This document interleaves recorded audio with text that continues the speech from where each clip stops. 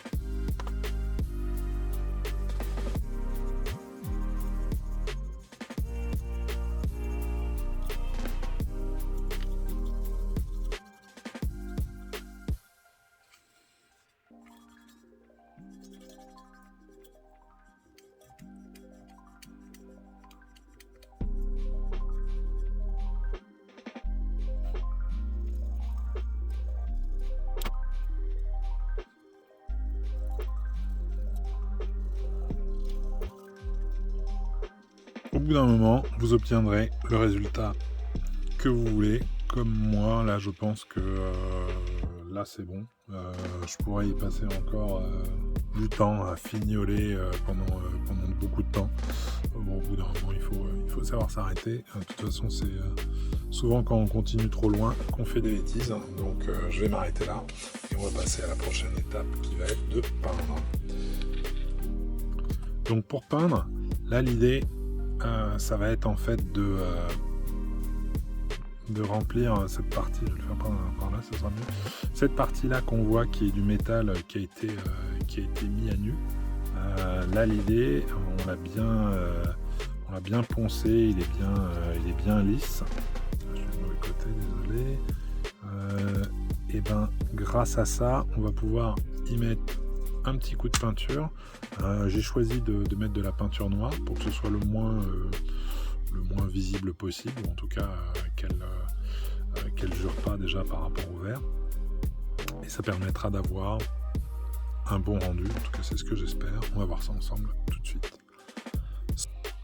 Alors avant de commencer, et pour protéger la maquette et ne pas en mettre partout, je vais utiliser du ruban de masquage. Celui-ci que j'utilise pour d'autres trucs, c'est du 3M. Du 3M pour surface délicate. J'ai déjà utilisé du du ruban bon marché.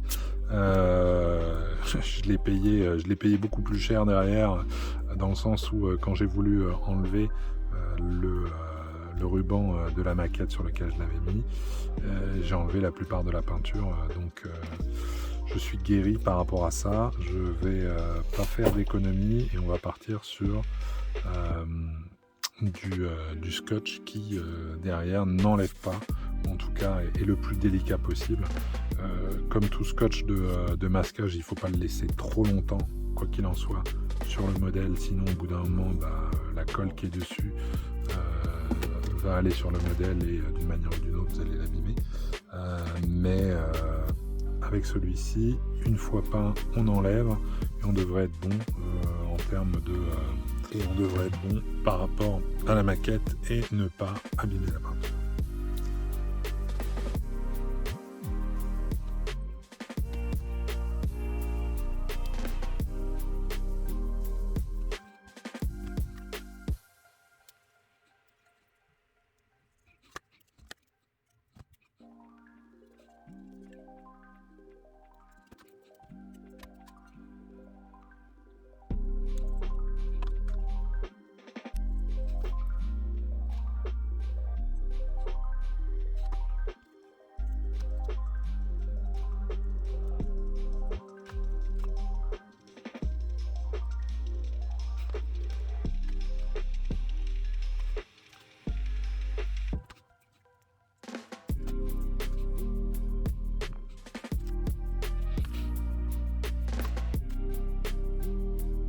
Ok, donc pour peindre, ce que je vais utiliser, c'est de la peinture à l'huile.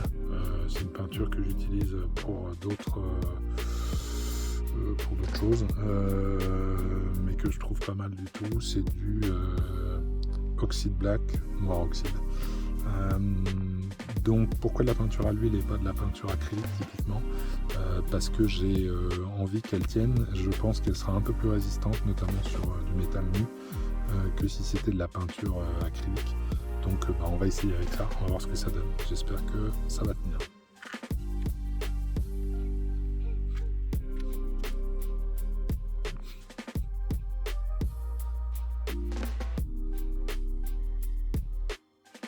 Comme on peut le voir sur ce petit bout d'essai, ça rend plutôt pas mal, ça couvre bien. Peut-être falloir 2 couches. En tout cas, ça bouge pas une fois que c'est posé. Je vais essayer avec ça, on va voir ce que ça donne.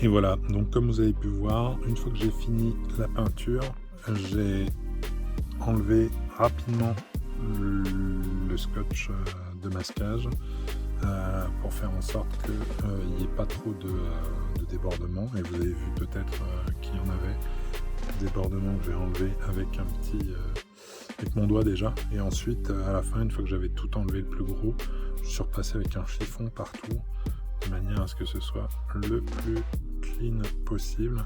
Je pense qu'on voit avec le reflet que c'est assez propre. Le résultat final, c'est celui-là. Juste le rapprocher un peu pour qu'on voit bien. Moi, je trouve ça plutôt sympa. Et puis, il ne faut pas oublier que si jamais vous voyez ou vous avez des petits défauts dans ce que vous avez fait, il va y avoir la calandre qui va être devant. Donc, c'est pas trop grave, je pense. Mais surtout, vous allez avoir quand même quelque chose qui est quand même plus sympa que ce qu'il y avait avant avec ces espèces de trous qui n'en étaient pas. Je pense que là, vraiment, on a quelque chose de vraiment plus fidèle au modèle original. Donc ça, c'est ce que je recherchais. On va compléter en refaisant le montage de l'ensemble des éléments pour finir cette pièce comme si on était au début du numéro 1.